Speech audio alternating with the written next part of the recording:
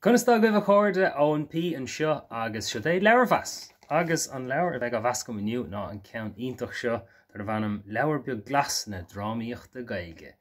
Agus tá sé go háling fecha ar gus tharbh snasta. Agus Mao Óg is scríg agus is leabhar tharbh a tábhacht é seo. Is bralam an éistetic is bralam an cur chuige tháinig sé thugam ar an bost sa chlúdach seo. Is agam cean iristan tá Fidel Castro a bhreanín annachasúil le Liam Neeson an sin. Déach Liam Neeson rol Castro, sin Castro natá nach. Agus is cosúil gur an rúise sé tá so beidir pravda ar legan atá gaisin sin. Ach banan an éistetic ar fad leis an rúid sin is cumanig agus tá reintain daoine tá tíhir de Mao Óg, ní lis bhfuil an duine se géirí go nach nófié ach tá picúí de agus é gléasta sa chola caithí sin a bhíons ag Castro agus ag daine eile. Agus an chur láthir hain ar nóís na seacaín na seachtaí tháinig go lán Leabhar Beag Glas amach agus í Leabhar Beag Glas ag na hóglaigh agus ag na cumanigh agus na héandaine ach tá sé titim ar gúil ach tá sé seo ionta ar fad agus an fothead le thugann si leis ná Forógra le haghaidh Drámadóirí óga na Gaeilge. Agus go bunúsach cupra an agus beidir tá an chur láthir hánsnas is bralam éisteach is bralam an cinnti sin tá lán ruí iontacha an a thuairh spragadit. Scríos hain ráid drámaí mar bh leithne a goibh orm le fada scríos gá nó trí cín de drámaí ar an ollscoil agus chuireach ar ardán iad. Agus chuireach cuppa ceannach ar ardán faoi gá nó beidir níos mó agus chur drama. So bhí sin ionach bhís ansáasta na orla sin agus háin si le daine beidir ar tháinig an irtin. Tháinig slú beag ag an am ach scríos cuppa drama. So tá mé spreacha athúir drama eile scríomh. Cé bhfuil smínte ortha ar gur anm le fada an lá. Ach go bunasach is ráitis alína é seo faoin drámaíocht agus tá beidir níos an céhad a deirtar an. Tá sa lán rudí fíor acadúla an ach tá chud is mád in na PC cóirla an siimplí ar fad. So aber, tein si súsca dí seach ó haine ba. Ach tá rudí taring thugad féin an technoliacht nua agus nuáileacht agus bídís sin in úsáid chud drámaíochta. Ná ghlach ról i dhéanach stereotípa de bhaintear na Gaeltachta. Diúltaigh den phróisteachas, diúltaigh den fiúrtánachas, diúltaigh den náisiúnachas caileagananta, diúltaigh den smaointeoireacht comáideach, diúltaigh den eisiachas, diúltaigh den elítachas, chur fáiltear an chuimsiú, chur fáiltear an cóhéir, chur fáiltear an cóibrú, chur fáiltear an chumasú. Tá rudí iontacha ann, a lán rudí spéisiúla ann freisin. Is a plé le drámaíocht na Gaeilge mar alín pobl agus pobl miontanga atá. Rud atá spéisiú rud nach bhfuil feice gom chomininic sin. So dearn sé bhfuil dálaí orthe an na gás na Gaeilge agus caihantais andas a chuirtáh sin agus leasháint as an méid sin chun gur fearr a bheith alín na drámaíochta sa Gaeilge. Go gahamad aithint gohfuil cumishtanga éagsúla agus gohfuil éisteticí éagsúla. So tá siad a chur a gcuine ar an siad faoi éistetic an íorthar sin drámaí angla lárnacha go háirithe aber cína méil is tócha ach tíortha sevre is tócha mór an dahain. So cum an níor an irisin arolalas gom faoi na drámaí beaga nó na tíortha éagsúla harda spéisiúla a lútar an seo. Tá reinfá faoin íorcholínachas agus dícholínú agus le héad sin agus tá sí sin an spéisiúil. Bharcálas leathnach go bháin agus. Tá reintraí agus níos agam an néontáing ar fad lá. So bíon daine bíon Mao Óg agráin seo agus neidir an duine nó grúpa daine nó cuiste a bhí a scrígan leir seo. Ach bíon siad rá bhfuil caihamid ar bhráma tagar a féin a bheith going, caihamid ar discintí féin a bheith going, caihamid ar námaíocht Gaeilge féin a going, níor chóirdaing a bheith sudar inig lucht an bhéirle agus a géirí ahantas wethú sin, aber der siad an átamháin seo níor chóir aistúirí mór ó héil an bhéirle a bheith an. Mura bhfuil siad an le chur leis an rud, má tá si ddíorcháin mar rud beag spéisiúil álagáin le daine bheileisteach beidir go sin baint an rud Gaeilge. Agus a lán rudí mar sin beidir go léi méid cúpa ceanna Harna blianta scríomhach na chéad scriptna in Gaeilge agus aistríoch na chéad scriptna is fear bheag an líon den dráma seo chuirc ar ardán. Tá sé sin fear neadidir céhhéad compántas neadidir bhfuil compántas drámaíochta profisiúnta lá aimsir an. Tá Aisling Ghéir tá faoi bhrú mór a chuig tá Phoebe na Gaillimh bheith fá chuoine bhar an ceanile, Tá aistóirí grúpi aistóireachta amatéireach an fud fad na tíre ach nadidir I gás le lí aistóirí bulfin bhfuil siad san treis éonrad a chur ádan le 3 bliain nuas. Ní dáilin ghfuil, beidir bhfuil léamh nó gá déanta chun dhéigen.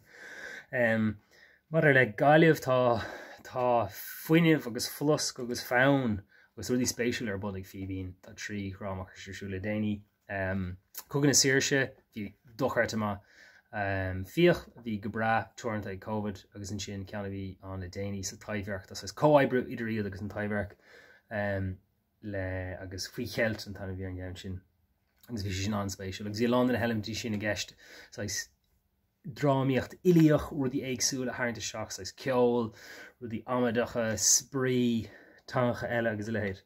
Tá rud amháin faoin leabhar seo ar chur mé sinne agus sin go séthir dá hangacha. Agus tá séthir féin sach ideolaíoch. Tá sé spéisiúil dom gur bhreath an duine an daine seo go raibharthú le an béarla chorán. Uaireanta braham le halíontóirí na Gaeilge. Aber an bhfuil béarlóirí chun drama Gaeilge chur ardan? Tá áhasar agus chur siad chur an duine chuir seo amach an dú arthú féin. É aisú go béarla agus chuige le hanach breise chorán agus an dúháin sinna cheartú agus a chorán agus sin níos costaí agus níos dacra an leabhar ráile an sin agus gachar mar sin. Chuirm ceist an gá go meach sé I méarla. Tá áhasarm an dhéananig an éiri sin drámadóirí béarla. Beidir ginnig, beidir was luúm ach ní chreid mé. Tá a lán tá full nótaí sa rud seo chur insarm tá cuid den chóirla an a réimhlódach agus ionach ach tá sé fréimhethe go daon I bhráma tagartha ideolaíoch agus achadúil an dahain agus an ólach agus an sin. Se roiint in na multitá chu don drámaíocht chuir meid dasa choreografíocht ceol, drámadóireacht, cantracht, araníocht, filiocht, alíon na dúchais, popadóireacht, go, mímal, glúiseach, mascan na glóréim, carnaval, léirú saoach, drámaíocht scáfa, be beochan, dascan á drámata, technolíocht, glosáirc.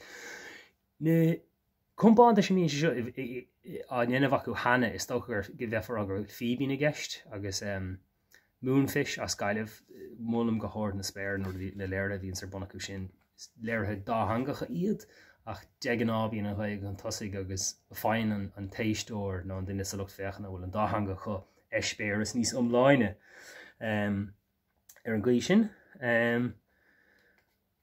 Tuair túsáide an bhéileacht an caint. Rud eile tá an go mór ná gnéir siad go bhfuil nó sé Mao Óg go bhfuil an numarcha béime ar na drámaí litrithe atá bunathe ar an litríocht seachas ar an gcaint agus ar na buan atá ag an Gaeilge.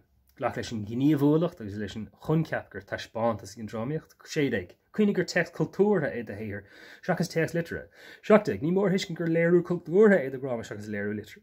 Gus rí eile. An differ de drámaíocht gáiríir agus drámaíocht ní scaoilte, luútar anna chuid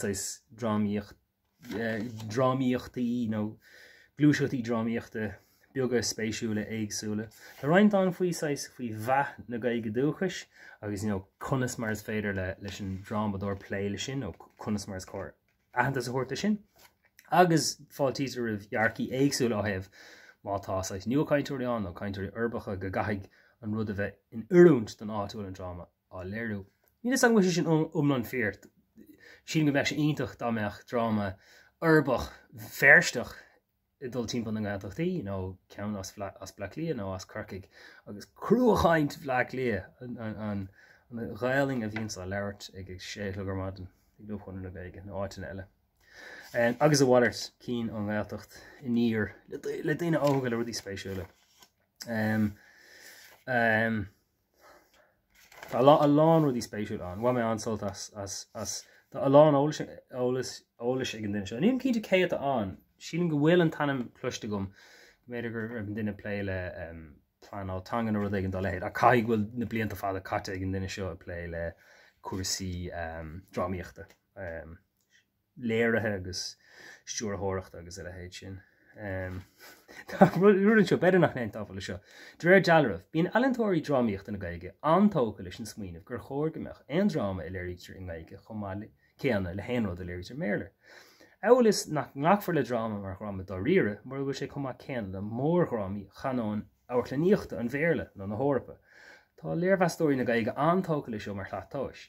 Is sé an sméarmhol agé dar le cuid wathachú. Caimid na dearca seo ágan ar níig. Chur stop a bheith irí ahar sin a bheith an bhéarla.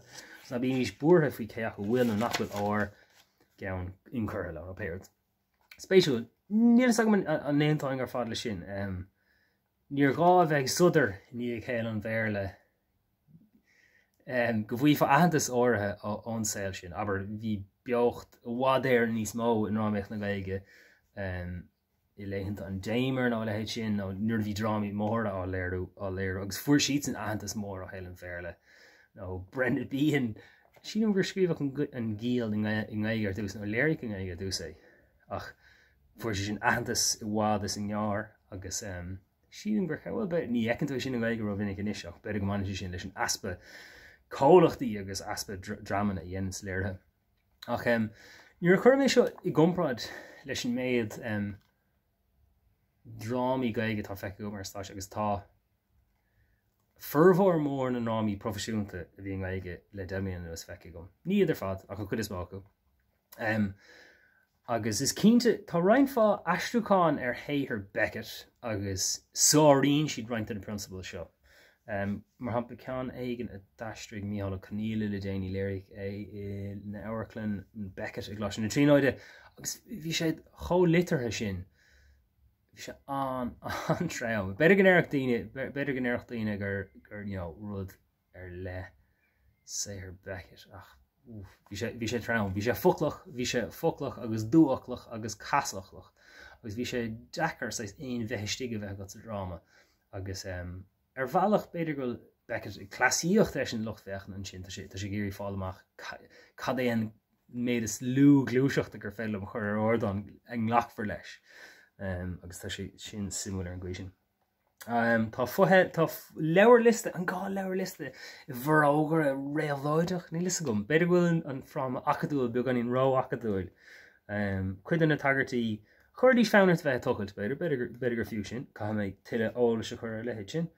Ach is cínte gur an rud is tábhachtaí faoin dráma seo agus spreagaigh sé tú dráma a chur ar ordáin. Tá a lán lethghrámaí scríofa gom nó leasmuointe do ghrámaí scríofa gom agus bhrealam sa ferbertí ana bhar sin. Uair éigen agus iad roinnt le daoine.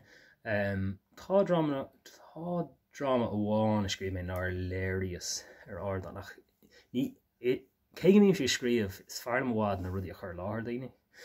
Sin ceanna na buna tá ag an rán scríonn tú rud agus sin chuirn ar ordáin ag dearna seachtainna nó le héid sin. I beidir coppla orgur ar ordáin é meid an tálaat dá nagraáin siad a gigs ars mis bheith á nagrú.